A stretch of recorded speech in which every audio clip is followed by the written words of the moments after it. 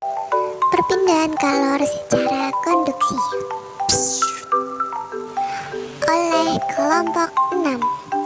Pendidikan Guru Sekolah Dasar Fakultas Ilmu Pendidikan Universitas Negeri Surabaya.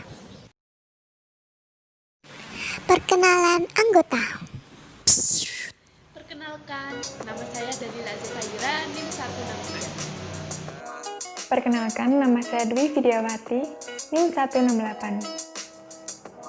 Perkenalkan, nama saya Arinda Melina, NIM 170. Metrifan Prasekriantoro, NIM 184. Nama saya Ufat Mulyani, NIM 190. Apa sih konduksi itu? Konduksi ialah peristiwa di mana dua benda saling bersentuhan, namun terjadi transmisi energi panas atau energi kalor antara satu ke yang lain. Istilah konduksi juga dapat diketahui sebagai konduksi kalor. Percobaan perpindahan kalor secara konduksi. Nah, kali ini saya akan melakukan salah satu percobaan perambatan panas atau perpindahan panas, yaitu melalui perambatan secara konduksi. Nah, alat dan bahan yang harus kita siapkan yaitu ada margarin, setelah itu biji-bijian, ada 2 buah sendok. Nah, 2 buah sendok ini yang kita perlukan berbahan dari logam atau berbahan dari plastik.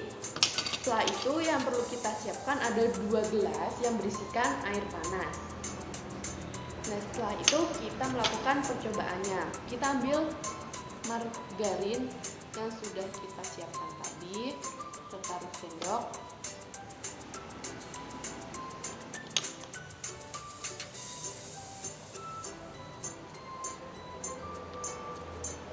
Dan yang satunya lagi di sendok plastik.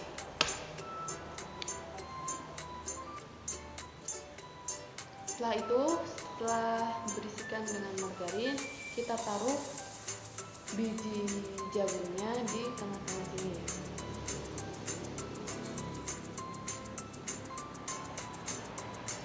Setelah itu kita masukkan dengan berbalik.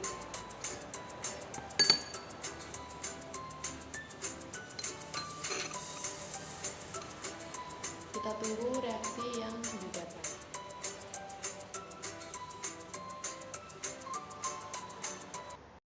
Nah, ini adalah reaksi dari percobaan sebelumnya, di mana ada perbandingan antara sendok yang berbahan dari logam dan sendok yang berbahan dari plastik. Dapat disimpulkan bahwa sendok yang berbahan dari logam lebih cepat perpindahan kalor secara konduksinya daripada berbahan plastik.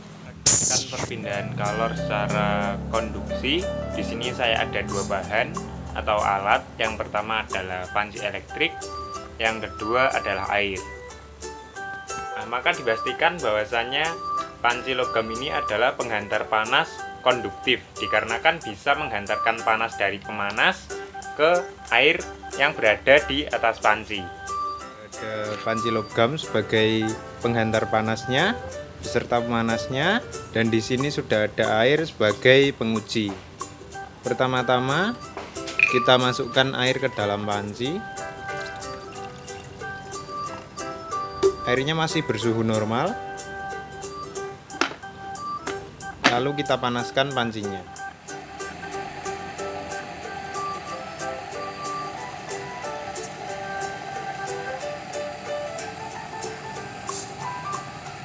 Nah, di sini air sudah mulai panas, berarti menandakan bahwa panci ini sebagai pengantar panas secara konduksi, dikarenakan panci ini adalah logam.